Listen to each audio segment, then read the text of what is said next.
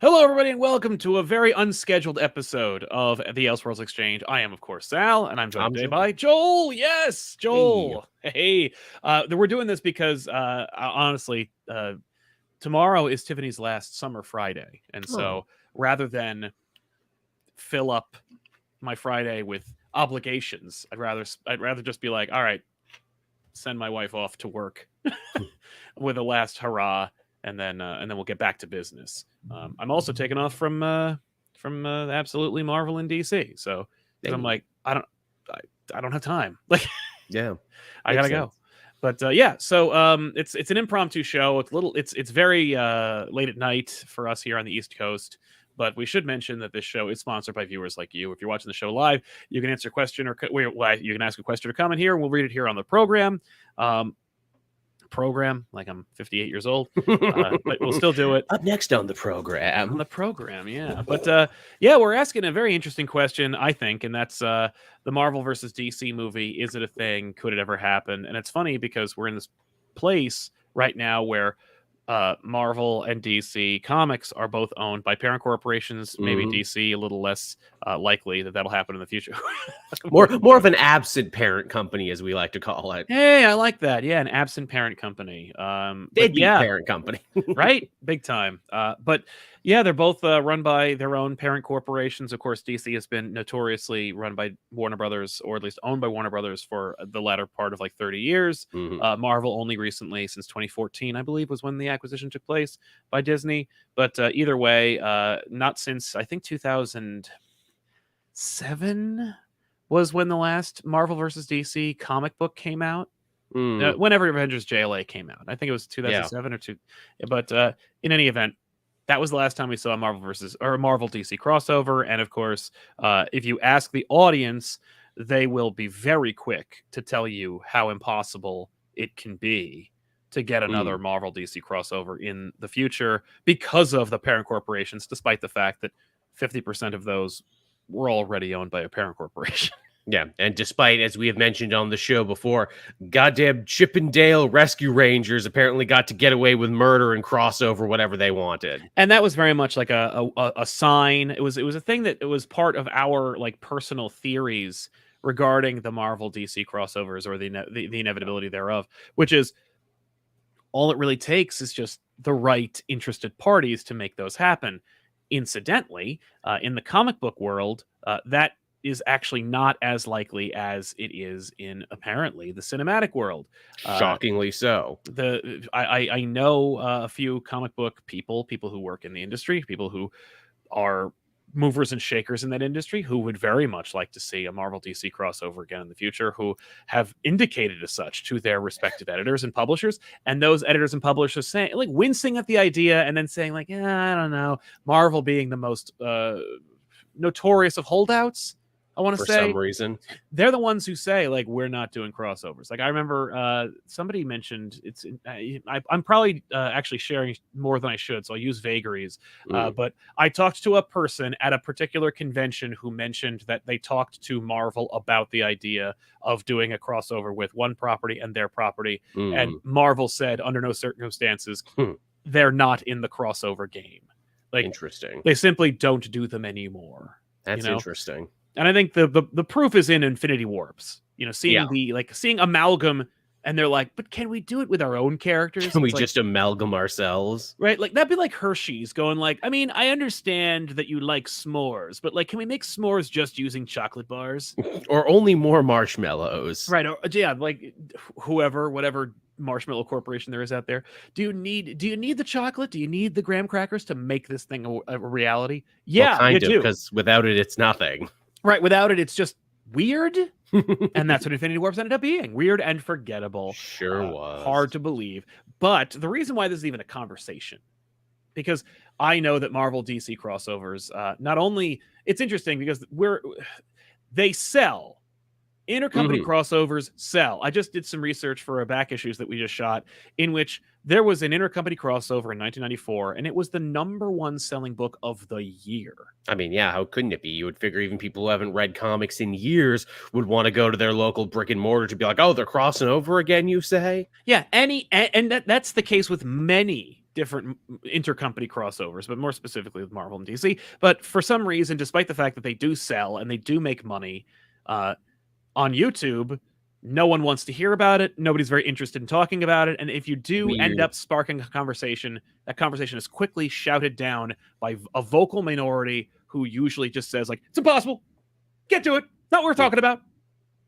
Like, I remember comic book stores choked with young fans saying things like, do you think that Quicksilver can outrun the Flash? Always. Do you think that Superman could beat the Hulk? Like, these are just genuine fanboy questions. And have always been and always will be. Have always been, but now we're in this like weird anti-fan phase where it's like, don't even think about it.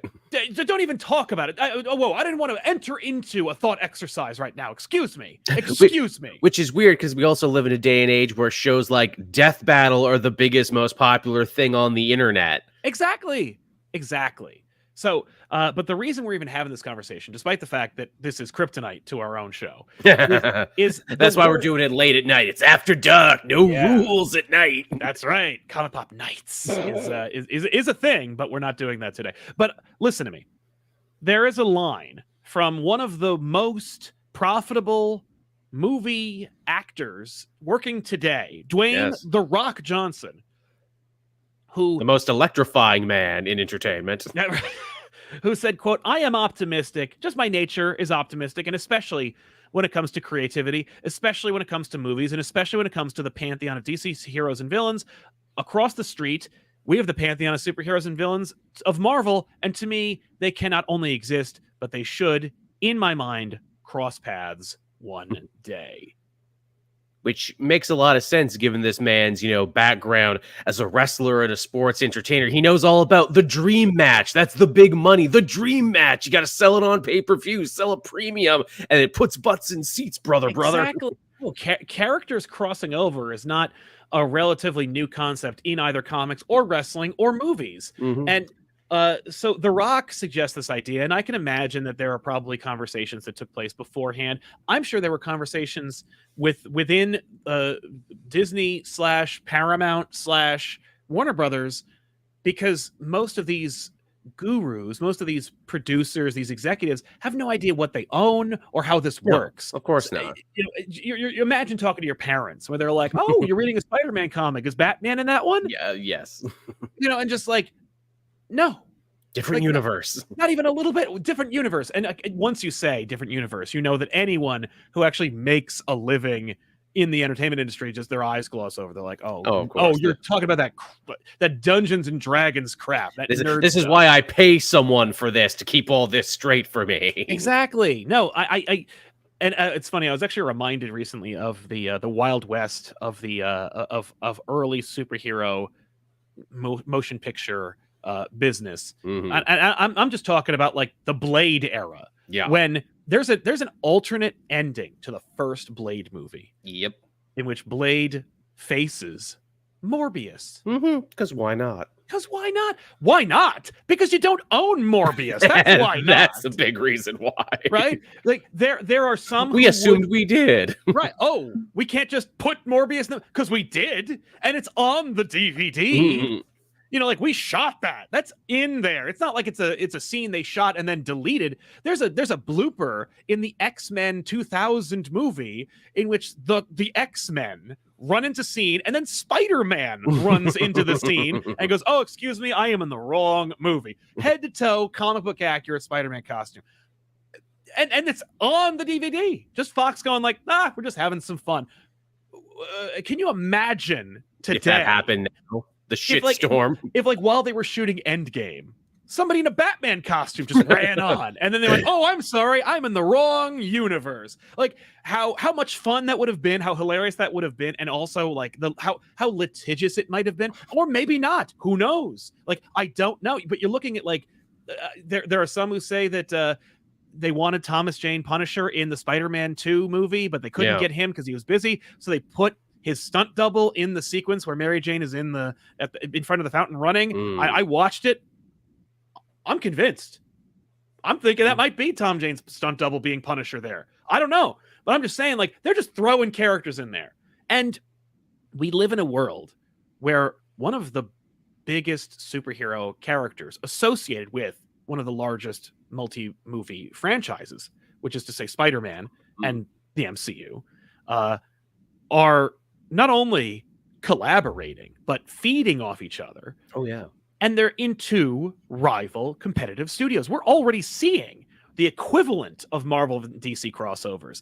Every time Spider-Man is mentioned, referenced, or appears in a Marvel movie. What we're saying is there's enough Spider-Man to go around to feed everyone at this table. Well, certainly there is. I mean, like, I believe there is. And I think that, like, in this case, this is one of those situations where, like The Rock says, not only is it possible, but it is probable that it in his mind should happen.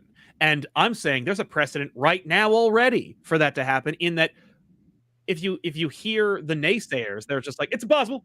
It's possible to see a comic book where in the entire industry they make $1 billion. Mm-hmm. All of them together combined make $1 billion a year. That's chump change in the entertainment biz, right? I mean, give me a break. But for some reason, the publishers, who forget they're actually book publishers, can't agree to print a crossover they made 10 years ago. You mean to tell me that they can't come together to do that, but I can watch Sony and Disney not only produce, but like execute multi-movie franchises together? That shouldn't work and yet do. That shouldn't, and they hate each other. Yeah. Like, they took their ball and went home one time. They're lucky that Tom Holland was just such a nice, sweet young man and got them to work together again. Just a sweet boy. Just a lovely, sweet bean, that Tom Holland. Yeah, thank goodness. Now I love the fact that Tom Holland beat Asa Butterfield to the job. And Butterfield ain't doing shit. No, apparently more too. Like that kid in Ms. Marvel. Oh yeah, the Bruno kid. Yeah, Bruno auditioned for Spider-Man. I kind of see it, but yeah, he wouldn't have done it. Tiffany, literally, we're watching Ms. Marvel. She's like, that kid reminds me of Spider-Man. And then it turns out that kid was very much in the running for Spider-Man and was like, how about you play a dude who gets cucked by Ms. Marvel constantly? now they get together eventually in the book. No, they get together, but only in the comics. Who knows what's going to happen with Bruno and Kamala now?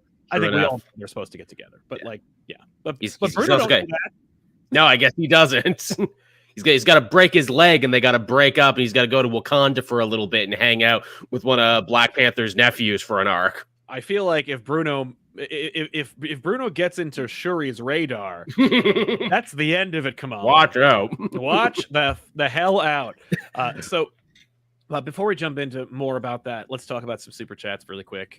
Elizabeth Russell says, any recommendations for comics by Roger Stern? She said Howard Stern, but she meant Roger. I know. Yes, Private Parts, the book and the movie. Read them together. Watch the movie, read the book. I would see not. The differences, Yeah, I would not recommend that. But as far as recommendations for Roger Stern, I mean Spider-Man, and there's actually a handy dandy volume called Roger Stern Spider-Man. You could just pick up. Roger Stern also wrote The Avengers for a little while. I believe he's responsible for SNL and the Avengers meeting up. Oh, cool. And Doctor Strange, of course. Those are my picks for Roger Stern. Do you have any favorite Roger Stern books? Oh man, I mean, I think you named them all right there. I mean, I'm sure there's something obvious I'm forgetting. I'm sure if I Googled his run, I'd be like, oh, how did I forget? Exactly. Riv Wilson, impromptu show hype. Yeah, that's right, man. We're doing a show right now, and it is hype. William Gaza picked up World's Finest off your recommendation, Sal. The Flying Grayson issue was great. Thanks, bud. I'm so glad to hear that, man. If you haven't already checked out Batman, Superman, World's Finest from Mark Waid, and on the whole, Dan Mora, but in this particular issue, it's a fill-in artist who did a great job. But that series is phenomenal. See, now I feel dumb because I checked out because I'm like, this is all just prelude for Batman versus Robin that's going to be coming soon. I guess I'll wait for that. And then it's like, oh, wait, it kept going. Oh, and they did a really good story about the circus that feels like something from the Golden Age with bank robbers. Shit, I missed out. It really does. It's really cool. Yahin Alam says, if this is a live action project, who are the actors for DC? Lol, because Marvel would be MCU, but DC has TV and movie Superman and 3 Batmans. I love that question. I think Joel and I have to brainstorm that because we will definitely do that. Because the other thing is what do you do, right? What do you do about the DC universe? Like, how do you cross over those universes when you don't have a universe? And because however it's looking now, it might not look that way in a couple of years. No. In fact, it almost certainly won't. Exactly. Hogshead. I got my, we got MVDC last 15 years. What's in it for M? I mean, the fact is that's why they're thinking about it, right? For them, it's like, the reason that they don't do them is because they see them as promotion and commercials for each other. Yeah. And that's fair, but also like, fuck you. Why are we going to promote our competition? Well, because you're in the same industry, though. You're Coke and Pepsi. High tide raises all ships. You should be, wanting to maybe give back. And also because it would make people happy. And if people were happy, they'd probably be more interested to buy more of your shit. Yeah. It's interesting, actually. We were talking about this shooting another episode of Back Issues recently. And literally last night, we were talking about the idea of the Batman Caped Crusader cartoon. Yes. And how that show was fully produced by Warner Brothers, HBO Max, and whatnot. Yep. And then HBO Max / Warner Brothers is like, we don't want it. At the 11th hour, we don't want to air it. We don't want it. And I'm thinking about, all the potential bids for the Batman, the Caped Crusader. Because who's not going to want it? It's the biggest new Batman thing from the guys who made Batman the animated series, more or less. One of the most, classic, endearing pop culture renditions of Batman. Of course, people are going to be stepping over each other to try and grab it for themselves. At least if they have any damn sense, they will. But I would imagine Amazon will probably win that bet, only because I would hope so, because Amazon's a leader in superhero animation right now. And they really are. Everybody has a Prime account, so it wouldn't. I don't want like Voodoo or something to get it. I don't want like a barrier to entry just because I got to pay for some damn service. But with respect to Disney Plus, because I think Kevin Smith himself was like, "Oh, wouldn't it be cool if Disney Plus got the Batman cartoon?" And I was here's like, the funny thing. International fans were talking about this. Well, Hulu. If Hulu got it, that means it would air in Canada here probably, because that's the way Hulu shows work here now. Like we got the Tyson show, we got like a bunch of other big, Hulu things now. And I'm always so freaking surprised when I'm going through that. I'm like, The Bear? Seriously? We get that here? All right. Yeah, on Disney Plus? All right. And honestly, like, that's going to be how it is in the States pretty soon, because Hulu will inevitably be integrated. As I understand it, Comcast owns a portion of Hulu, but as part of the acquisition of Hulu, Disney basically is obligated to pay for the rest of it within a span of like a year or two. Like eventually Disney has to like pony up the dough and acquire all of Hulu at the end of a certain amount of time. And then at that point, everything will be integrated.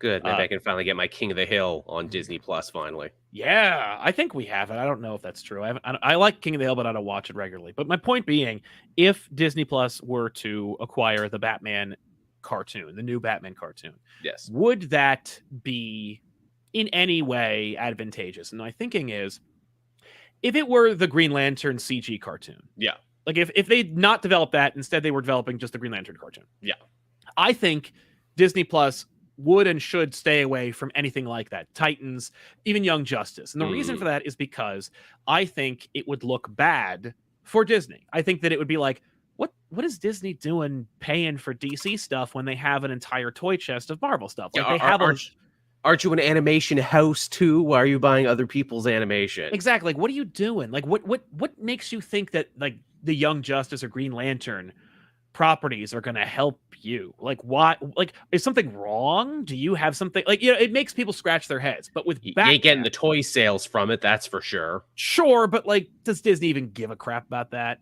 I mean, I know they care about the toy sales, but not the toy sales for Young Justice. I mean, we know that like they eventually just stopped. They canceled the show originally because they weren't selling toys. And then when they brought it back, they never made more toys or more merchandise anyway. So clearly they didn't care either. Precisely. But Batman is an international icon. Batman is part of pop culture. He transcends the comics from which he is sprung. Unfortunately, and he's Americana. He's Americana.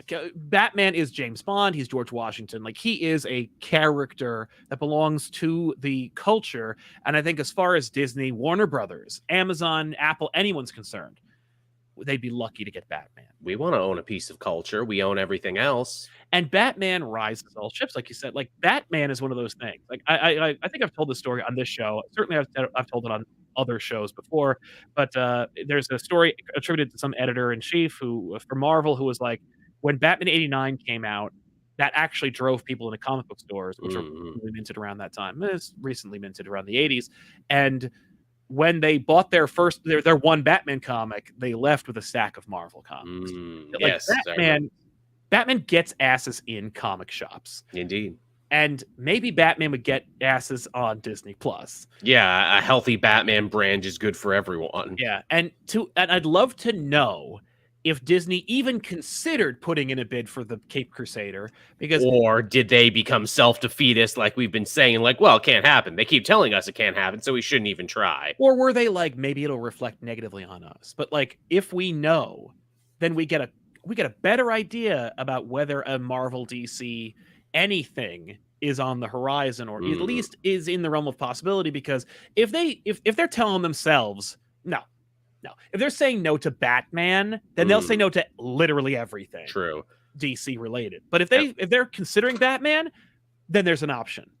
Because you got to figure there's at least, like, internal discussion going on with them being like, would Batman steal focus? Or if we get them in here with Batman, would, as you say, their eyes go to other things that we have? And I think they absolutely would. I think that Batman does have that kind of power. And I think that Batman would, if you said there's a new Batman cartoon and it's only on Disney Plus, I think you'd get as many people subscribing to Disney Plus as you would get for an announcement of not Star Wars. Like, I don't think you get like the initial rush from like The Mandalorian or Obi-Wan, WandaVision. Yeah.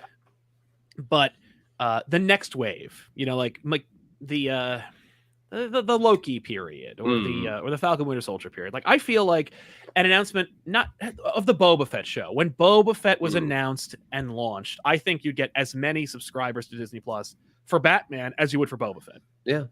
Maybe more, because Boba Fett is, as much as he is a sci-fi fantasy icon, not necessarily as recognizable and ubiquitous as Batman. True enough. But I think Batman would help. So I would like to know if that's true. Tevia says, how would you Super Sons and Spider-Man movie? I guess that means, how would you make one? And it's like, I don't want to see that. I don't see Spider-Man being like a babysitter. And I think that Damien wouldn't let Spider-Man anywhere near them in the first place. John might find Spidey endearing, but even then, their power sets don't really work. Plus, I've seen my Superboy Spider-Man crossover already, and fair enough. Though it would give Spider-Man a chance to be pretty self-referential. Like, man, they're making these Superboys younger and younger now, right? Cat Lawyer will defend for treats. Hope it's more JLA Adventure and less Marvel versus DC. Well, honestly, I would love to. I wish you could have. I wish you could get an idea about what the Marvel versus DC world was like when they did that, because the Marks from Marvel and DC were, apparently they lived in the same building and they hung out and they talked, but like there was genuine like collaboration. They did trading cards. Like, there was a lot of everything surrounding Marvel versus DC, which was a lousy comic, was really cool. The voting sucked. No one liked it, especially Ron Mars and Peter David.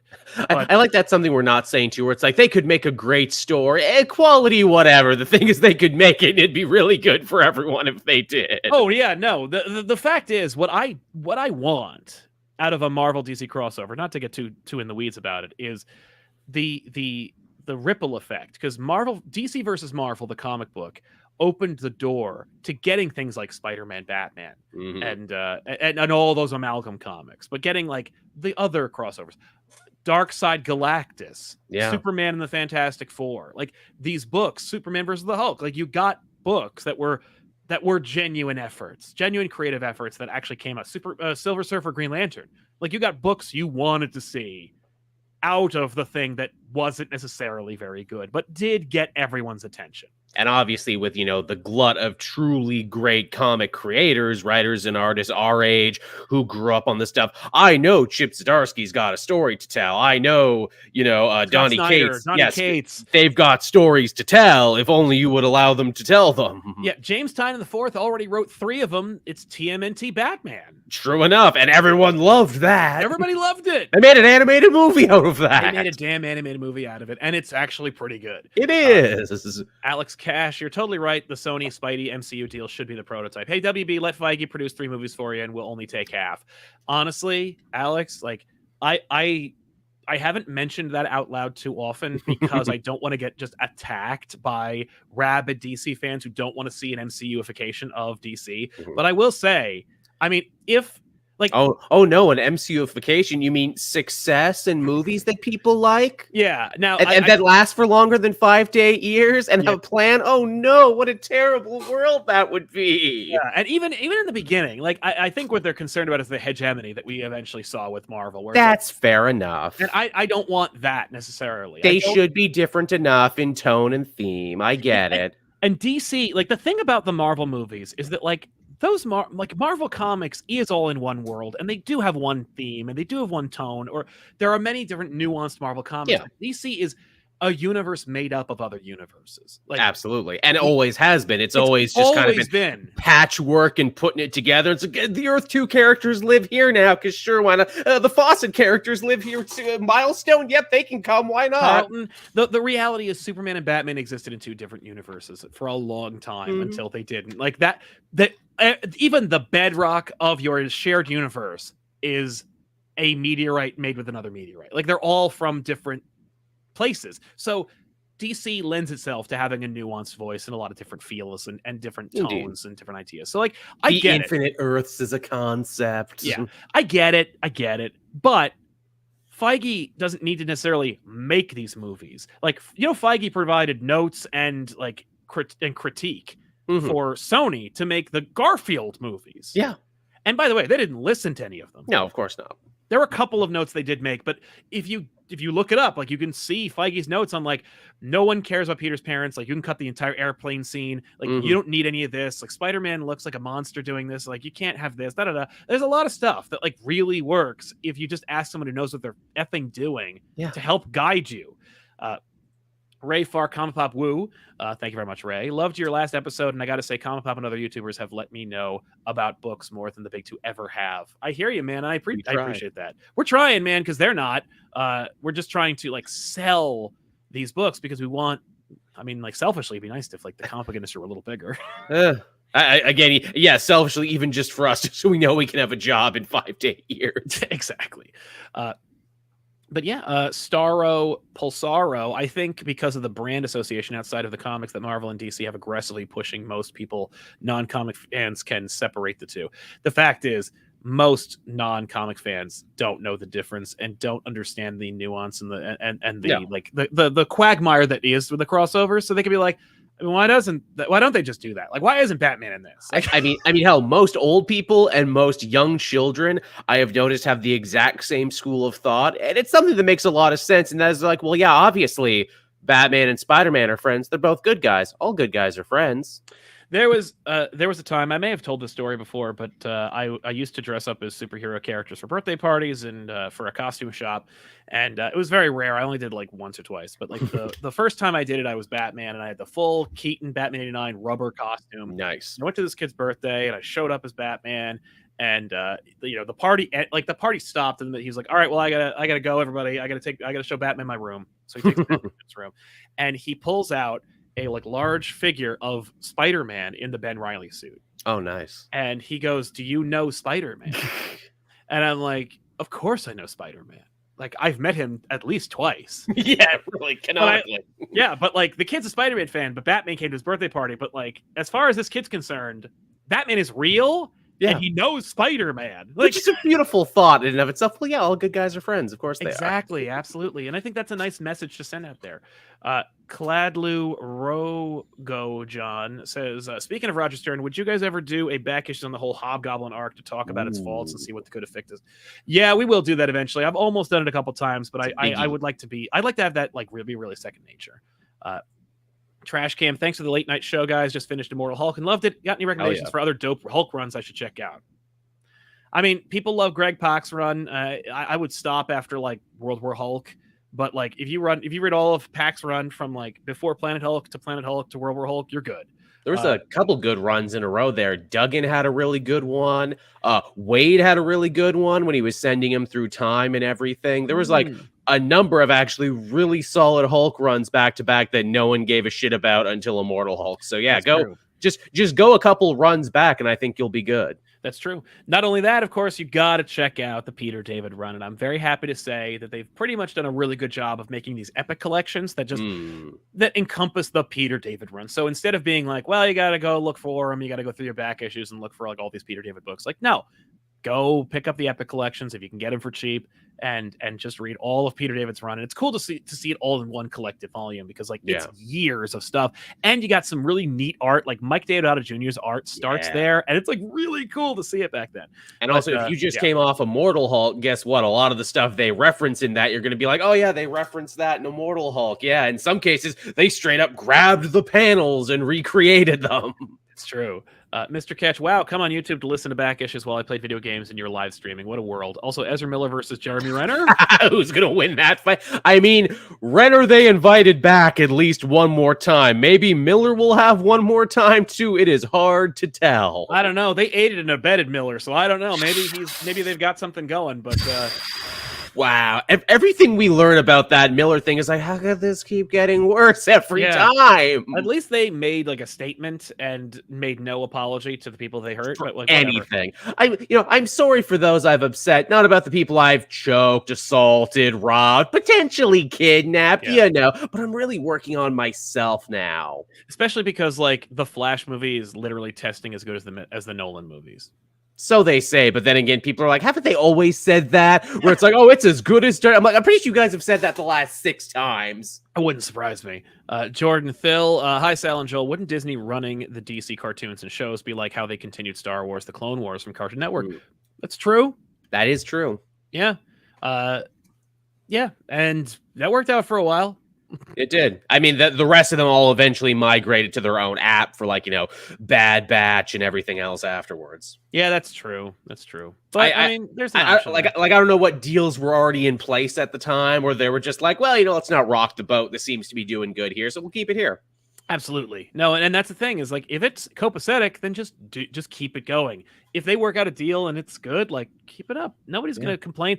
Honestly, like the Marvel DC crossover movie franchise concept in film is not unlike the MCU itself, given that the MCU is like a concept and it's made up of 100 different franchises of their own. Like, there was going to be a Die Hard 24 crossover movie. Like, there's a script you can find. It's called Die Hard 24/7, and it was going to be a movie where, like, whatever the hell Kiefer Sutherland's character was, because it was going to meet John McClane, and they were going to deal with terrorists. And I'm like, they were so close. We were going to get a 21 Jump Street Men in Black movie. I know, right? Which one I heard that, I'm like, okay, when you wanted to cross it, you meant you wanted Jonah Hill and Channing Tatum to be Men in Black, and you wanted the actors, right? Because they had good chemistry. No, we wanted to cross over the what? Yeah, we want to make those characters into Men in Black characters. Like, what?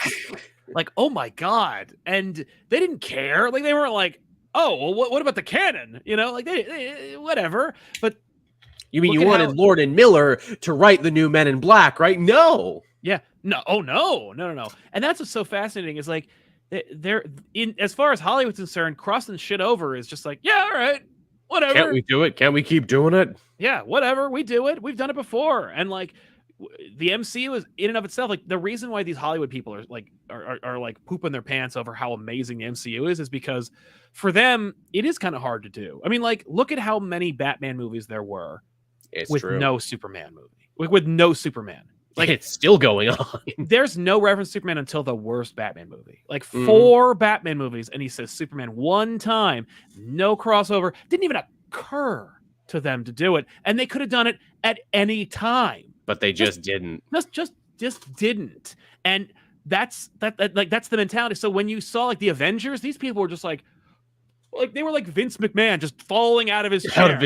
You mean they can all be together at the same time? Yeah, man, like they have been in the comics since forever. Oh, I've never read one of those, but like this is like seeing, the Expendables. Yeah, this is the feeling you get when they're all together when you read them funny books. Yeah, pretty much. Pretty much. It's awesome. But yeah, like you're already seeing that every time, and these guys like they're getting more comfortable with it. And the fact is, like, comic book crossovers are pretty like old hat, but movie crossovers, while also ingrained in their DNA, are still kind of a new concept and indeed, and an exciting concept still. Exciting lucrative concept. Girk Pectus, is it possible that the adults at Discovery are taking advice from Nathan Fielder, and all their stupid decisions are just his greatest comedy scheme ever? Yet. I just watched the first episode of The Rehearsal recently, so I can get that joke. I never watched Nathan For You, though I feel like I should go back because The Rehearsal is very funny. Alex Cash, do you think there is a possibility for a crossover via a third non-superhero property? See, also Fortnite. Honestly, like Fortnite, man. They're doing it. Like, the fact is, you can get that. Anything goes in Fortnite. Fortnite is like Vegas. Whatever happens in Fortnite stays in Fortnite, man. Yeah, and Fortnite is one of those things where it's like the money's just too good. I can't resist it. I guess so. That's the other thing where I'm like, who's really benefiting from the Fortnite deal here? It's already the biggest game, and it's working with the biggest movies and franchises. Who's really winning here? I don't even know. I don't know. I think everyone, and I think that's that's the template, right? Is like just it. Everyone succeeds. Like, we have this format or this place we can put our franchises on, and everyone draws from the well as a result. And it keeps Fortnite fresh because you never know who's going to show up. It's and true. It keeps our brands relevant because you never know who's going to be in it or who's going to be right next to each other. Like Fortnite, when they made the Fortnite Batman comic and they made the Marvel's Fortnite comic, I'm like, we're so dangerous. We're getting there, man. And I've always been championing the idea of, like, in video games, that's like it's one of those things like the movie industry where it's like you just need a third party to put those together. Like the Lego Marvel DC crossover should have happened 10 years ago. Which again, wow, how crazy is that you got to have all of them side by side? Yeah, and now Warner's doesn't even have the Lego license. I know, which means they're gonna have to reboot that from scratch now. And everyone's like, is it gonna be as good now when you have less stuff to play with? Well, and it's less likely that we're gonna see something like that because it's not just already in-house. Like, we already own the damn thing, and they're already paying a licensing fee to make like those Marvel Lego games. So it's a simple matter of like taking money from Disney and then making the damn game. Now it's like, well, now everyone has to come to the table. We got to have a third party. It's harder to do. It's going to be a Roger Rabbit situation where it's like, well, how much time do they get and how many lines do they get to speak versus us? Exactly, which like is exhausting. But listen, if they could do it at with the Fast and the Furious, they could do it with these games and movies. Fair enough. And again, they did it with Roger Rabbit back in the day too. They worked it out. They share screen time. It's a great bit. Yeah, and I was hesitant to mention Roger Rabbit because Roger Rabbit is such a, like, it's a perfect film. It's a perfect storm. And it took place during a time when there was less horse shit. Like, Hollywood was already like a den of sin and misery and corruption and death and a horrible likeness. But at the same time, like, there was less, like, there was fewer optics. Like, no one knew how they brokered those deals. No, now Twitter, everyone talks about it all the time. And they use social media to their advantage. Like, they'll leak things to get bargaining chips. And it's just, back then they also knew each other. And the reality is there was less money. Like, the fact is, they were like, we're going to make $100 million. It's like, now they're like, we got to make $1 billion. And every time. And we got to worry about the overseas markets. Yeah. And it's like, well, we can't have your universe cross over with ours because your universe might have magic in it and that'll offend the people in this other country. And it's like, how do we sell this to China? How do we sell this to China? It's like, dude, you don't need it. Like, and Roger Rabbit represents a simpler time when they weren't concerned with that kind of shit. They were just like, let's just make this thing and it'll make us. And they had clearer blinders on where they were like, we're all just going to make money, right? Yeah. Like, we're just going to make money. They were still concerned with shit. Like, they were like, oh, well, Mickey can't be on screen as long as as long as Bugs, but they still made it happen. Like, there was still like there was dick measuring, but at least they whipped their dicks out. Like, at least they got to that part. Now everyone's afraid to whip their dicks out. I don't understand it. Ray Farr says, and maybe The Rock will be the one to get everyone together. Come on, everyone. I feel like if he does, then everyone will be so intimidated they'll be like, I don't want to take my dick out now. not for The Rock, I don't. Ray Farr says, I'm glad you guys are streaming tonight because I wouldn't have been able to make the regularly scheduled show. I got a date then. Wish me luck. Hey. Well, good luck to you, Ray. You're gonna be fine. Just be yourself and don't get in your own way. Yahin Alam, could you guys see Disney owning DC IP at all with how things are going at Warner Brothers? What do you think? I mean, 2 weeks ago, I would have said, nah, it's fine. They'll work it out. But they keep fucking up, Sal. Every day is something new and horrible and something like, well, I don't work in the industry, but even I know that's a bad idea. Absolutely. Now it's like, okay, maybe this is like some weird backwards corporate rating thing to devalue as many, arms of this company as possible so they can sell it off for scrap. Yeah. So here's the thing about the Warner's DC thing. When Warner's was being sold to AT&T, and there was an antitrust lawsuit that took place, and there was some question about big that. Big news, and they were also in debt for billions of dollars, and like there was some concern about like, will they sell DC to like offset the debt? And it's like, even well, DC then just flat out wasn't worth the amount. We find ourselves in a world where Discovery now owns DC, or DC and Warner Brothers, and they are in debt. And they're trying to offset their costs, but for a significantly less amount than the billions. Now you can kill a $90 million movie, and that somehow will make like, who knows, like $20 million in tax credits, and that's somehow like gonna help us out. If you're looking to save $20 million in tax credits by killing a $90 million movie, then you are dangerously close to being able to sell off DC Comics to like Apple, iTunes, Disney for whatever how much it costs. Because listen, there's already a precedent. Yeah. Marvel is worth $4 billion. That's the number. And if Marvel's worth $4 billion and I own Batman, then I must be worth $4 billion and $1 billion plus Batman for the rest. No. $4 billion for Batman and $1 billion for the rest. The rest of it. Like, I honestly think they'd be like, no, we will sell you DC for $5 billion. That gets you Batman and everybody. Like, because they could be like, no, we'll sell you DC for $2 billion, but we keep Batman forever. Yes, because that's like the sweetest plum. It really is. But like, and somewhere Superman's like, but I predate you. Yeah, whatever, you unsellable Boy Scout. But I could be sellable if someone liked me. Yeah, too bad. You and Mickey Mouse can go sit over there and be irrelevant. That's so sad, but so true. We're pop culture icons. Our faces everywhere. We connect generations. Yeah, but no one cares. You're both logos. You're logos with personality.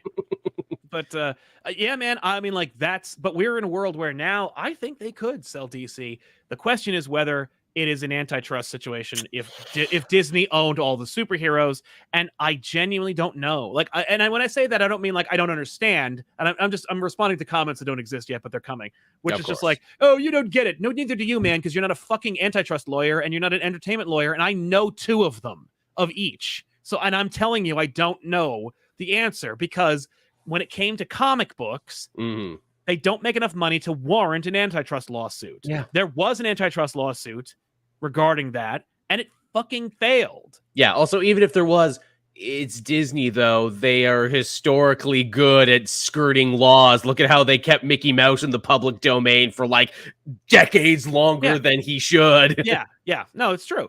And I don't know what they would do. I don't necessarily want to see Disney with the DC pantheon, because I'm worried about marginalization. I think I talked about this in another show. And I also don't want it to breed complacency, too, where it's like, oh, well, we own ourselves, we own our competition. I guess we don't need to try now. Yeah. No competition means no trying. But also, like, they're like, well, I mean, we still own Spider-Man. We now own Batman. So, like, those are the two characters. Yeah, maybe Wonder Woman, because I guess like she's the girl, you know. And I'm not saying that in my defense. I'm being a misogynist movie studio. Yeah, a misogynist studio network head is exactly what they would say. Where it's like, oh, I guess Diana's a Disney princess now. She should do something with that, probably. They would totally do that. But that's it, right? And they'd be like, well, I mean, and then someone would go, well, how come? What blue and gold? Like, what the fuck are you saying to me right now? Yeah, you're speaking gibberish. Get out of here. Stop. You just said a bunch of nonsense, man, because like we live in a world where we thought we should probably make a Guardians of the Galaxy movie, but now we own Batman, so we're not going to make anything even close to that. Like, Guardians of the Galaxy was here, blue and gold's down here, and we're not even going to break ground on this ever again. I was going to say Eternals, boy, that sure was, gutsy of us to try that as an untested franchise with a cool young director who we basically allowed to do whatever they want, do natural lighting. Yeah, no, but we own Batman now. Right, exactly. I mean, we're in a world where like like they went, oh yeah, try Eternals. This is a really like good movie that's really pretty and well made, and we own X-Men, so that's over forever. Like just X-Men, it's over forever. Like we're not going to be able to develop anything for X-Men until like 2025, but still, like we own X-Men now, so we don't need any other team anymore. Like maybe the Avengers, maybe the Fantastic Four, but like X-Men is it forever. Critic of Clips. Critic of critics, sorry. I'd prefer to see Marvel and DC crossover in comics rather than movies. More chance to be creative and avoids most of the ego-driven BS when it comes to movies and movie making.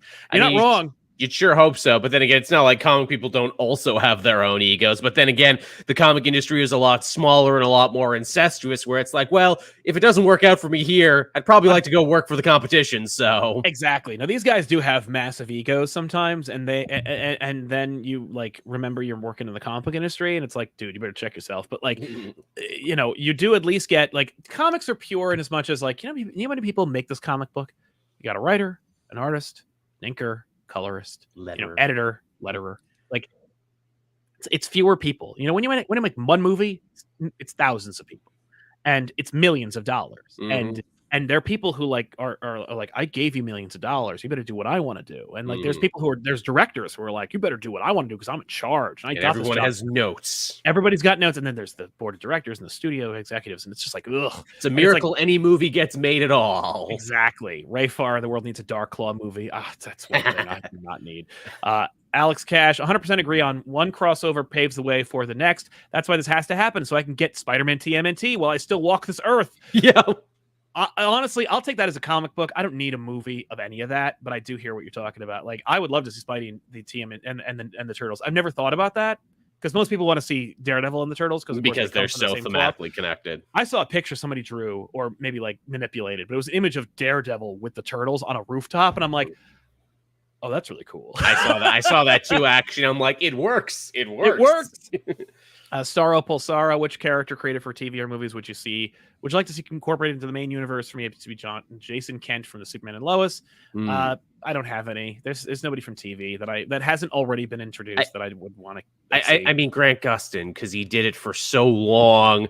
And well, the other actor. No, he means characters. Oh, like, characters. Yeah. Right. Like, but Grant Gustin, no, just make him Flash. End of story. We're good. Like, I mean, the show, they got a half order for the show, and it's ending around the same time that new movie's supposed to come out, which makes me think. Yeah, and it's in the show. They're at least using that as a threat and a bargaining chip. They're like, "Yo, Ezra Miller, get your shit together, or else."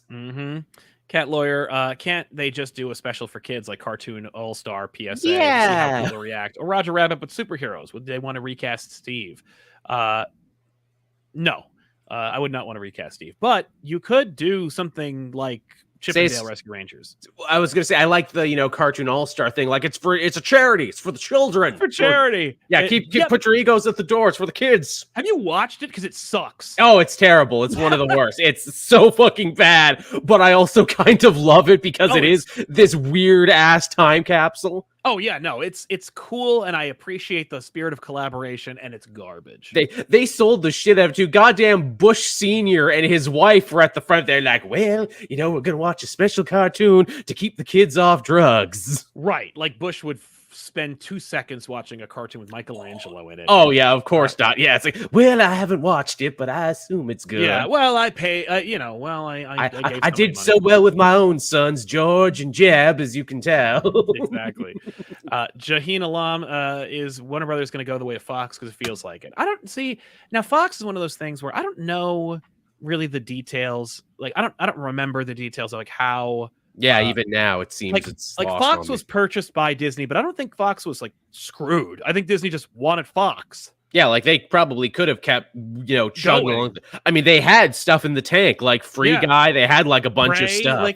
No, Fox was making things while they were being acquired by Disney. I feel like Fox was, but that being said, if Fox was doing very well, they probably wouldn't have sold. So like. And even then, it was just their entertainment division that got bought. Their news and sports still got to keep doing what it's doing and still exists as an entity onto its own. Yeah, that's true. That's true. But I think that Warner Brothers, I mean, eventually, based on the volatility of Warner Brothers and the nature of the personalities we're seeing who are at the helm, from my very ground level opinion, I feel like Warner Brothers won't exist in 5 years. I think that it will be Not at the broken rate up. they're going. Like, I think it'll be busted up. Like, they'll keep the shield and the logo and the name, but like Warner Brothers as it exists right now will be more like the Sega Genesis of our time. Like, it'll be like Sega properties, like, you know, like you can license the name and the characters and stuff like that, but for the most part, like, they're not going to be in the business of making movies anymore. I'm shocked that there's not. I mean, I'm sure there is already some Chinese investment firm out there leveraging their options and being like, so do we want to own Warner Brothers in a couple of years? Exactly. Like, we have $1 billion. Well, I think Warner Brothers is worth like probably 10, 20 billion dollars, some astronomical amount of money. So it'd have to be like ridiculous. But I think it's more likely that Warner Brothers will just be broken up and sold off to the highest bidder or to the, you know, to the middlest bidder. You know, you'll see which might be better than cutting it up and sending it to the 4 winds. Yeah, but I think that's what's going to happen. I think it's just going to bust up Warner Brothers and become it'll just be farmed out. Like, Warner Bros. Won't be what it was, and then it'll eventually just stop. And I mean, you admitted too, it's like, you know, this is just our read on it as like outsiders looking in. But when we can see it looks this bad from the outside looking in, imagine how bad it must feel on the inside when these companies go to their way to spend so much time and money spinning things and controlling narratives and making sure that it doesn't look like the house is on fire. Really, because everyone seems to be running out of the house saying that it's on fire right now, that the Emperor has no clothes. Yeah, I see smoke. Like, we're all seeing smoke, and it looks real bad. No, that's steam from the steamed hams we're making here at Warner Brothers. Steamed hams. Nick Bledsoe. Hell yeah, Comic Pop at night. I keep missing the live streams due to work hours changing in the West Coast time difference, but I always look forward to catching up after work. Aww. Thanks for all the dope content. Well, thank you, Nick, for being here and for joining us. Somebody asked about what happened to the Max series. If you're talking about the comic, Sam Keith ended it, and much to its detriment, I think. The ending of the Max is supremely disappointing. The animated series, however, that, you know, it cost a lot of money to make, and the I think that Liquid Television changed into like a different kind of entity, and they weren't interested in pursuing the Max any further. But if you are looking to get into the Max, I would watch the cartoon, I'd read the first 12 issues of the comic book, and then I'd stop. The Max is the best version of the Max is the animated series, and Sam Keith is very integrally involved in that show, and it is very much just like a motion comic. Some of the best voice acting in super animation is on that show. I mentioned it only. I know that it's not a super chat, but I love the Max, so I'm going to take an opportunity to talk to the Max. But that cartoon is great, and it actually ends better than the comic book ever did, because like the cartoon made no apologies for rapists. Yeah, which is good. Something that the comic book definitely did. So. Yeah, man. Girk Pectus. I remember Stephen King asking Rowling to use some of Harry Potter in his book, and that was really fun. Even though the book sucked, it should be that easy. Did he? I didn't know that. And like, it should be that easy. Because it doesn't like, isn't the Dark Tower like some big weird meta thing that puts together all of King's other works? And I guess he tried to get some other characters in there too. Yeah, that's true. I've never read The Dark Tower, and I never saw the movie, but that was always the selling point, where it's like, hey, but if you keep up with it, though, you find out that the clown and everything else is all connected. Yes, I have read that. I've read some of The Dark Tower, and I was very excited about the idea that like The Dark Tower was like the, you know, the cartoon all-stars of the Stephen King universe, that like that it might be, you know, that the clown might be some like emissary of Randall Flagg and stuff like that. I'm like, I love all that. I also think it's super nerdy, because it's like, these are horror books. Yes. You know, like Christine should not be like the royal chariot of Randall Flagg, you know, but also when you say that, I'm like, oh, that's kind of fun. That's pretty friggin' again, that's the comic fans and us being like, okay, tell me more though about how this universe is shared. Please. Like, you know, because I would love to see some characters from, you know, The Stand go to Derry, Maine, you know? Yeah. And then John Coffey is there. Oh my God. Meow Nian, if DC is ever sold, what does that mean for the Fawcett, Quality, and Wildstorm properties? Would they all just be sold off or acquired and collecting dust for eternity? Yeah, they're all part of the same catalog. They're all started the same catalog now. Those deals were made, they were purchased, they are integrated. I think that like, I wonder if because Wildstorm is like the most recent acquisition, if Wildstorm has some kind of clause, but I like, you know, if Jim Lee is fired, he gets to take Wildstorm with him. Yeah, does he get like a right of first refusal or something, being like, if nothing else, I get to keep what I brought? Exactly. Like, I sold Wildstorm in exchange for a position of authority in this company, but if I no longer have the position of authority, I get to take my nest egg with me. I don't know if that's true. I'm just saying, I'm just speculating. I don't even know if that's even a contract like negotiation thing. But as far as I'm aware, faucet quality, all that stuff, timely, like all not timely, but like those the Charlton, all Yeah. those are part of DC's. Like they own those deals were made A and they long own time them ago. now. Like they're all part of it. But yeah, you just see them collecting dust because like most folks, I mean, like look at the new guy at Discovery being like, okay, it's all in the garbage. We're focusing on Batman, Superman, and Wonder Woman. I'm like, are you? Like, and also, oh no, I guess that means we'll never see like all the, but we are getting a Black Adam movie with the freaking Justice Society. So that's but fine. keep in mind that Black Adam movie has been in certain stages of development since 2000. New Line was working on that, which again, you're probably thinking 2000, but the Rock was, friggin' Scorpion King in 2001. Yeah, that's how long he's been connected to the project, which I guess tells us that, Dwayne Johnson cares about this Black Adam story enough that he stays invested in it, so much to the point when New Line was developing the movie, they were like, oh, well, maybe you should be Shazam, actually, because you're big and strong and cool, and wouldn't that be funny? He's like, well, I'm really more interested in the villain of this story. Okay, cool, we'll make it, Shazam, Black Adam, and we'll work it out together. Then in 2017, when Jeff Johns comes in, he's like, well, actually, you could probably get 2 bites of this same apple, so let's split this up. Yeah. It's actually kind of frustrating to hear him talk about like fighting Superman when like Shazam is his main enemy and Shazam works as a movie and there's like actor in play for that already. Like, how about they fight? Like, I don't know how much of a fan Dwayne the Johnson Rock truly is of Black Adam in comics. I'm imagining he read that one or he saw the animated adaptation of Superman Black Adam. He's like, that's pretty cool. I could play that. No doubt.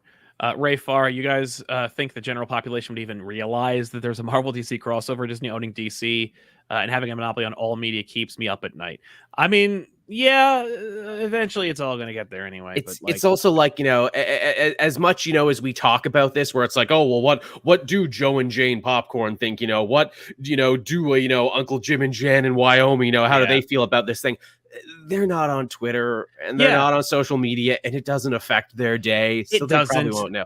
And I genuinely couldn't give a fuck about what they think or how they feel or what their situation is. Like, and also perfect example too about how, us in the geek press, sometimes even we have our own blinders on. We were saying forever, Game of Thrones, this is a dead fucking brand. Who the fuck cares about this? One bad finale ruined this entire series and no one gave a shit. No one talked about it on the internet forever.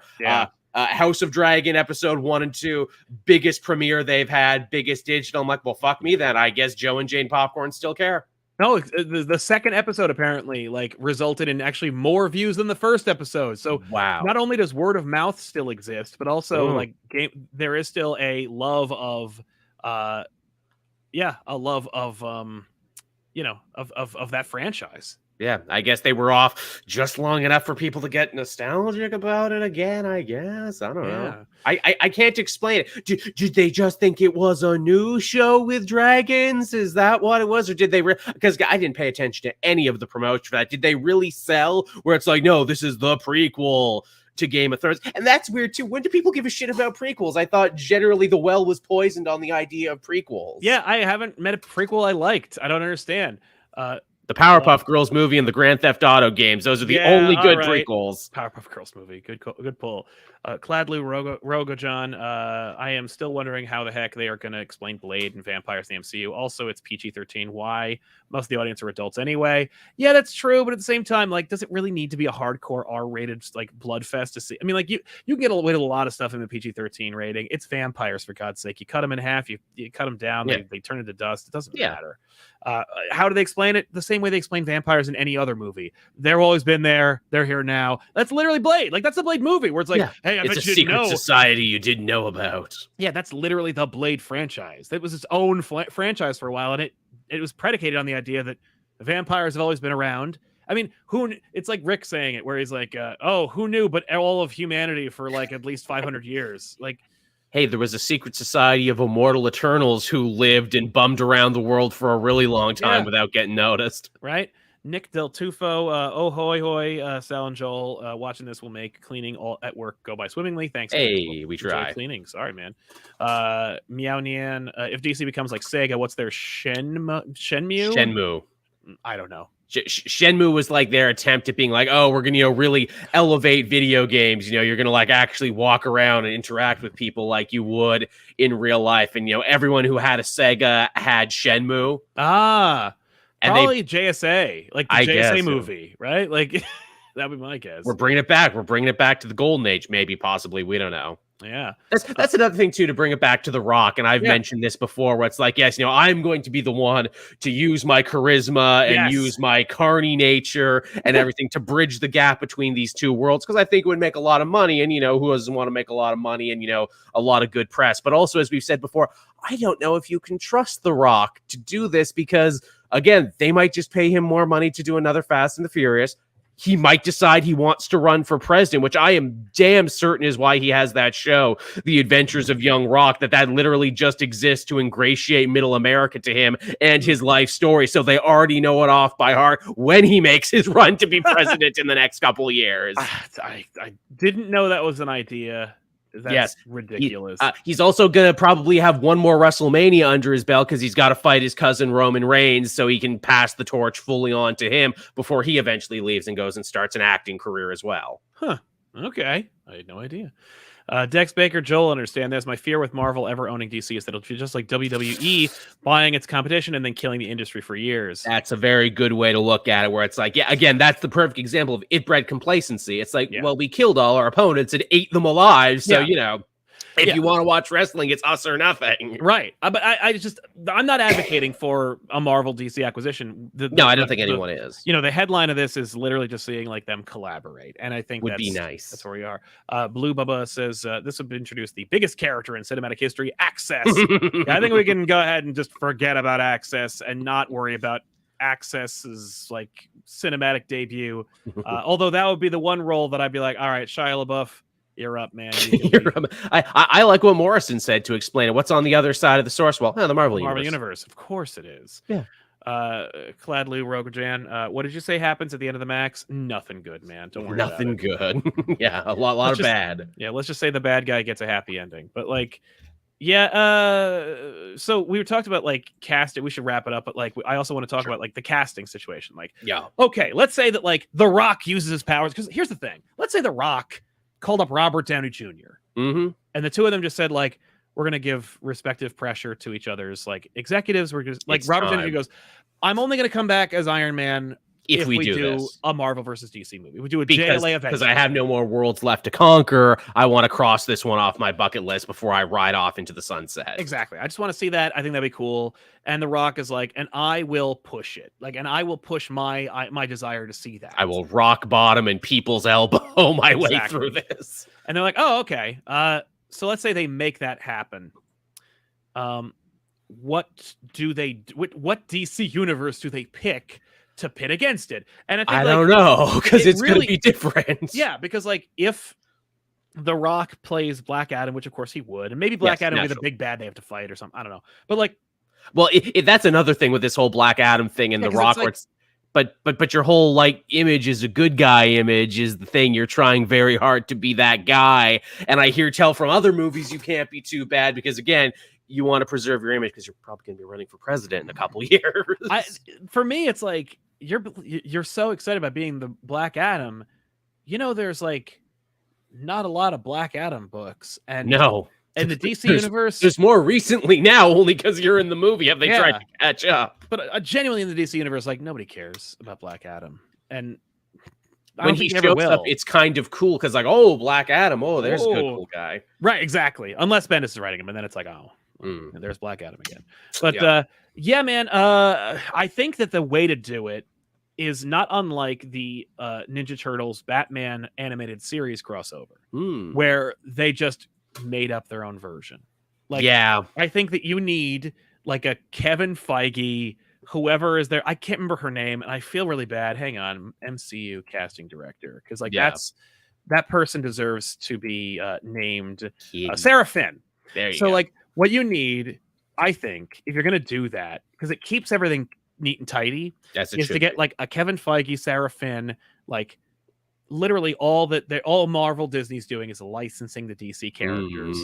And it's like it not unlike the Sony Marvel situation, where it's like, we're producing the movie, you take the money and we merchandise it. Yeah. So Sarah Finn casts it, Kevin Feige produces it, and they go, these are the Marvel versus DC characters. And make no mistake, if ever they're going to cross over, if there's ever going to be another crossover, it will be with the Marvel versus DC characters. Right. And not like whatever Warner's Disney or Warner's Discovery DC wants to make. Right. Now, that being said, you would figure, too, you know, people who have to be there. The only actor who honestly comes to my mind who would probably have to be there and probably throw their weight around, Margot Robbie would have to be involved because she's the only person on the DC side who actually seems super invested to stick around here. And hey, because of that, that's probably the only reason that Harley Quinn got greenlit for a season 4. So thank you very much, Margot Robbie. We all owe you a debt of thanks. We cannot thank you enough. I feel like, I mean, Margot Robbie is the only reason there was a Birds of Prey movie. Yeah. Unfortunately, you know, they didn't market it correctly, and you know, we're never going to get another one.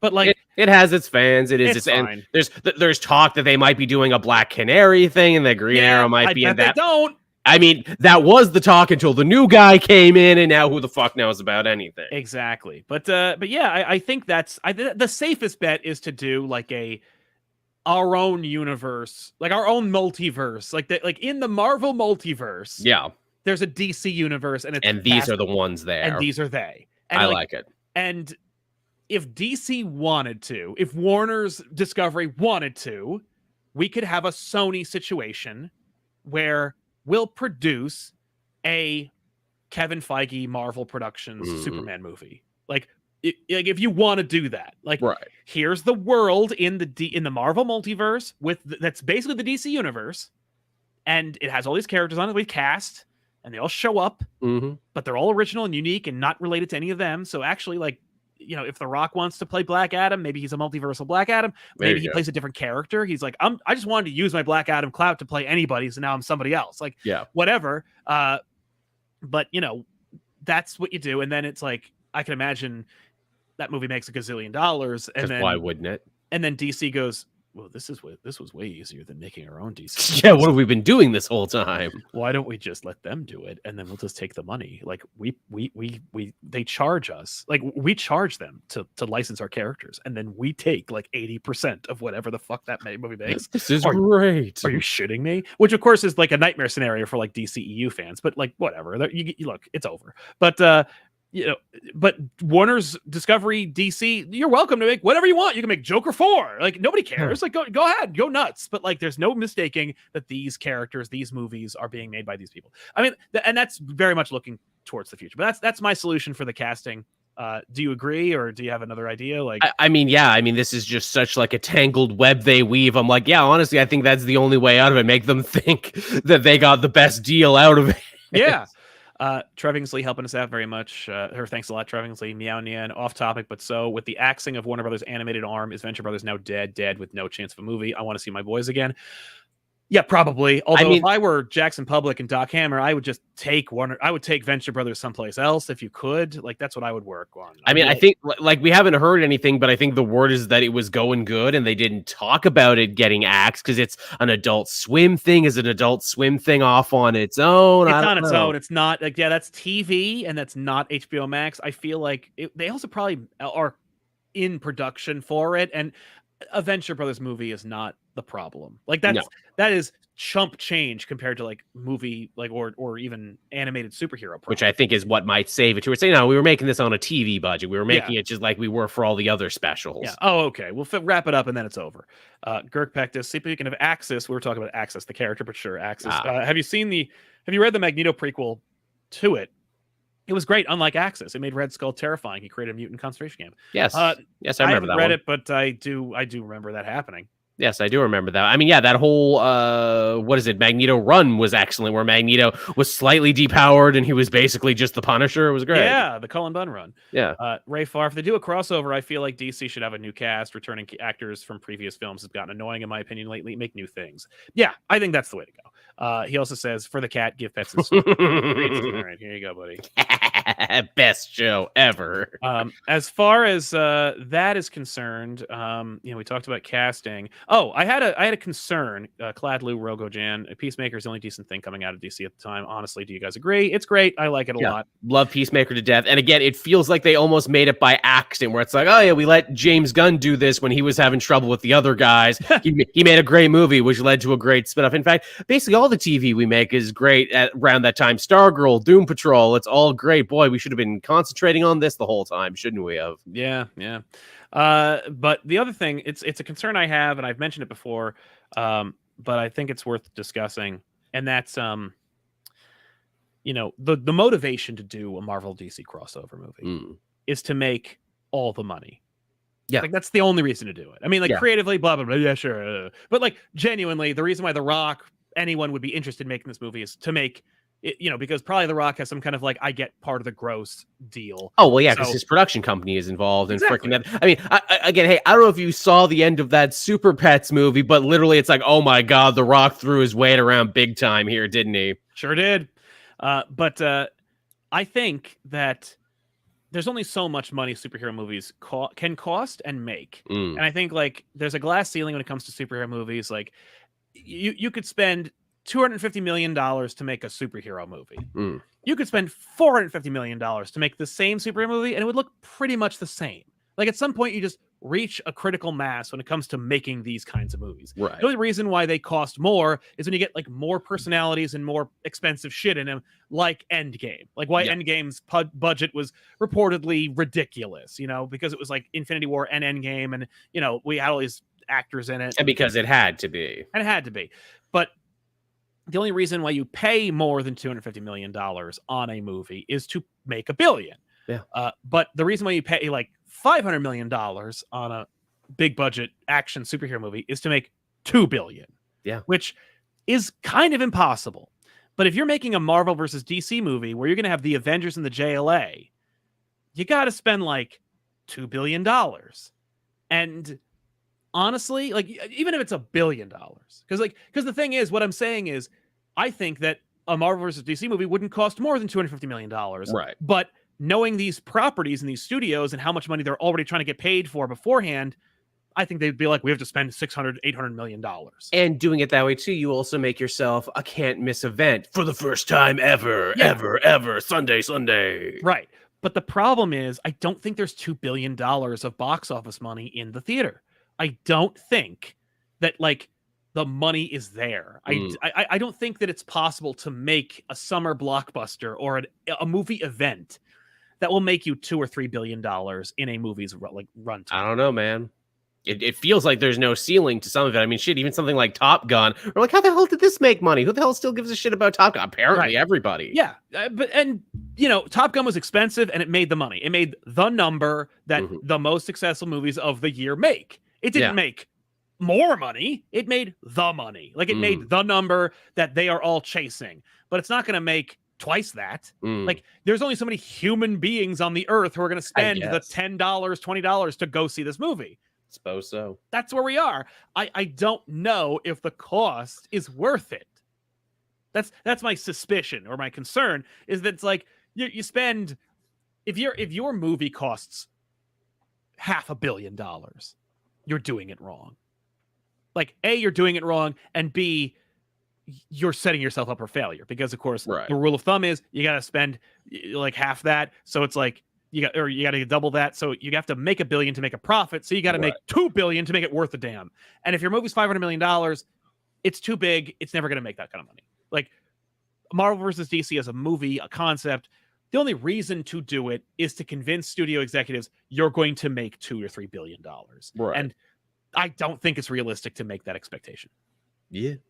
Like it's not really even a conversation. It's just that's just a concern I have. That's like being realistic about that kind of thing. Would it be cool? Would it be dope? Would it make a bunch of money? I hope.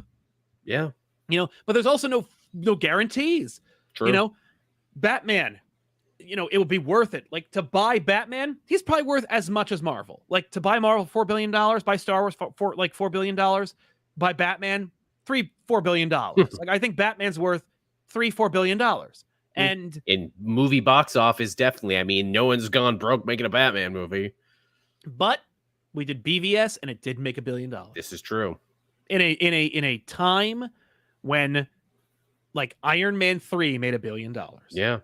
Joker, the Batman's worst villain, made $1 billion. Somehow. But Batman with Superman in it didn't. And like, so we don't know how to predict these things. And so you could make like Avengers versus the Justice League. Holy shit. You could make one of those and maybe it would make $1.5 billion. But I don't think you're looking at $2-3 billion. I just don't think so. Gotta find a reason for a lot of people to come back and see it again. Hey, you know what you do? We got a post credit. But it's a different post credit depending on what theater you're in, and you don't know if you got the DC post credit or the Marvel post credit, so you got to see the movie a couple times. Listen, there was a test that they did for that. It was called the movie is called Clue, and in the Clue movie, when they released it, there were multiple endings, and it confused the shit out of people. I bet. And it failed. The movie failed hard. It's a brilliant movie. If you've never seen Clue, get a couple of friends together and watch fucking Clue. But it failed. It is a box office nightmare. And they're making another one. And I'm like, yeah, go away. Glad you, Lou says DC always better at TV ever since Smallville. Sure. Swordfish97, what's your cat's name? His name's Wash, named after the pilot from Firefly. Rayfar, Mr. Wash, your thoughts? He's an orange cat. He has no thoughts. There was a moment there where he was just looking straight down at the camera there, looking like he was waiting for his turn to talk. That's why I was smiling. Yeah, he's good at that. He's an orange tabby, so he is just a paperweight with a circulatory system. But yeah, as far as Marvel DC is concerned, if we got those movies, if we got a JLA Avengers movie, maybe then they might be emboldened to make a goddamn comic book out of it. Who knows? Oh, well, they definitely would, because it's like, synergy, man. This is the only way we do anything now. Yeah. So I would hope. I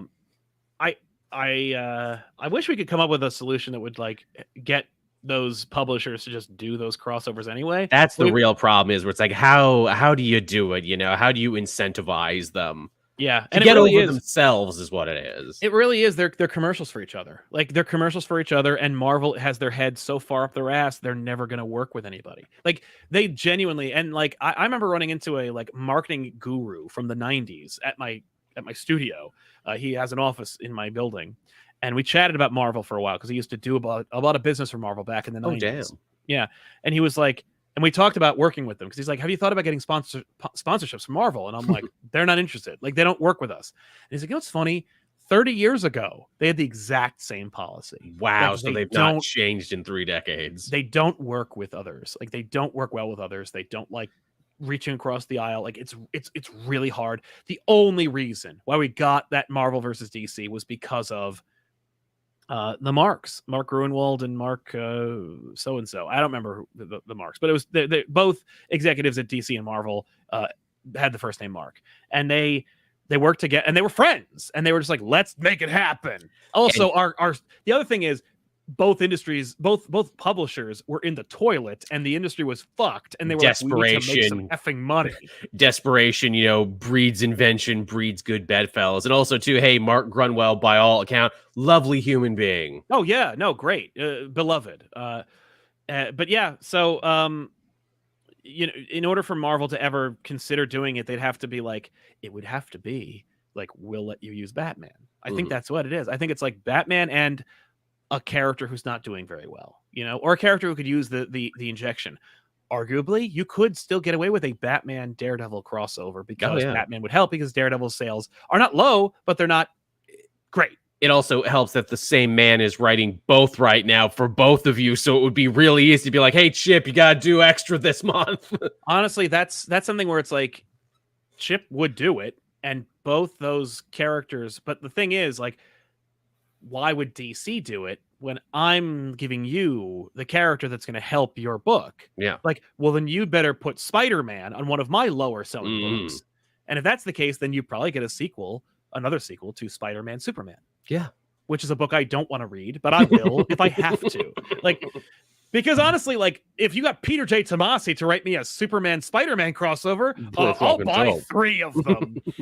Yeah, but you'd have to one to convince read, them. one to keep in a bag, one to put up on the wall. Yeah, no, I'll spend the spine for God's sake. I'll read those things into oblivion. Like, you should see my copy of Spawn Batman, or one of them. I have 4 of them. But listen, I mean, like, we're getting a Spawn Batman crossover, and Which is mind blowing. DC's reprinting their crossover, their Batman Spawn War Devil in November, in preparation for it. Do you think maybe that'll light the fire if this does good? Do you think people are like, well, maybe we should be doing more crossovers? The problem is, Spawn Batman is a terrible crossover, but they're both they're both horrible crossovers. Like, they're terrible, and so I don't know if that's enough. Like, I don't know if just the novelty of seeing those characters cross over is enough to inspire the audience to want to do it. I mean, Capullo's drawing this new one, isn't he? Yeah, and it looks freaking fire. I don't know if you've seen the. He's been tweeting pictures of it. It's looking pretty good. It looks really good. And listen, if you ever go back and look at Spawn Batman, like, it's a gorgeous looking book. It's ugly and cool and ridiculous, but it's also like, it's Todd at the top at this game. And if you like Klaus Jansson's works, Batman Spawn, that's there too. It's so nice to see Capullo get to do this, because that this is like coming home from his career has officially come full circle from cutting his teeth in Spawn to getting really big and famous with that Batman running the New 52 to now getting to draw them coming together. I know. Well, what's interesting, if you ever pick up your copy of Spawn Batman, you will see a double page 1-image splash that Greg Capullo drew for them as a promo piece of Batman and Spawn. It's cool, but like, come on, now you get. But actually, what's interesting is in 2006, they were going to do a Greg Capullo drawn Spawn Batman crossover again. And then, for reasons that are mysteriously not available, they just stopped talking about it. And so now it's happening again. But of course, we know why, because Todd is making toys for DC, and really good looking toys. They're good. Yeah. God knows you're going to see, because he's doing those 2-packs, Hush and Batman and stuff. Yeah. You're going to see Spawn versus Batman, the 2-pack toy. Like, that's coming. That's why he's doing it. Hey, he's going to get to clean up on that twice. Hey, I made the toy and I made Spawn. Because he wrote it, so he's going to get all the residuals. What a really shrewd businessman. He's a genius. When it comes to that kind of thing, he knows what he's doing. But yeah, man, I think before we see a Marvel DC comic book crossover, we will probably see a video game crossover and or maybe some kind of movie thing. I mean, shit, man, NetherRealm. Talk about. I mean, come on, you guys make both of the games, don't you? You've had both Marvel and DC characters. Yeah, just make the fighting game. It's called DC versus Marvel. That's the game, and just see, just use it as a proof of concept. Like, that's all you need. And the proof of concept is the astronomical sales of all of the DC Marvel crossovers. Yeah. Like, JLA Avengers was the #1 book of that month, that year, when it came out.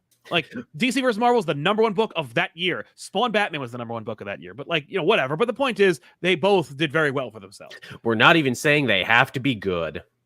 I'm not even asking for them to be good. I want them to be good. We just want them to exist. The problem is, a lot of them do exist. Nowadays, in today's world, I want to see them be good because now they can be. Like, now you have these writers who, like, grew up on these things and have, like, there's so much you could do with them. And we're just not, it's because I look at, like, those both Daredevil Batman crossovers are horrible. Like, they're just trash. And it's like, there's no excuse. There's no excuse for them to be bad. Yeah, they should be so much better than they are. And again, I bet Trip Zdarsky could write a really good one. Damn right. Girk Peck, there's no joke. I heard the main reasons movie executives make stupid changes to source materials because they want to be at a party and be able to say, hey, I did that. Ain't I a genius? That explains a lot. Yeah. That's Hollywood in general, man, right there. People being like, yeah, but if I don't put my hands on it, though, what am I doing? I don't remember what episode of Back Issues we mentioned it on, but Guillermo del Toro has a quote where he's like, they always want to put their dick in it. Yep. Sounds about right. But because it's Del Toro, I'm sure he said it much more eloquently. I think that's the line. John Madden, a Marvel versus DC movie, but Monkey's Paw, it's Thunderbolts versus Suicide Squad. I'm fine with that. I'm all over that shit. I'll buy that comic. I'll read that. I'll watch that movie. You're kidding? That sounds awesome. Back as Peacemaker for a fuck, yeah. Yeah. Plus, then it would open the door for all kinds of cool shit. Anyway, so there you have it. Let us know in the comments down below if Marvel could produce one DC movie, what would you like to see? let us know in the comments down below. Otherwise, we will see you guys next time with another episode of Elseworlds Exchange. Don't forget, this show is every other week. So next week, no Elseworlds, but the following week, there will be. And of course, if you want to catch me live, you can see me and Tiffany at ZapCon next week.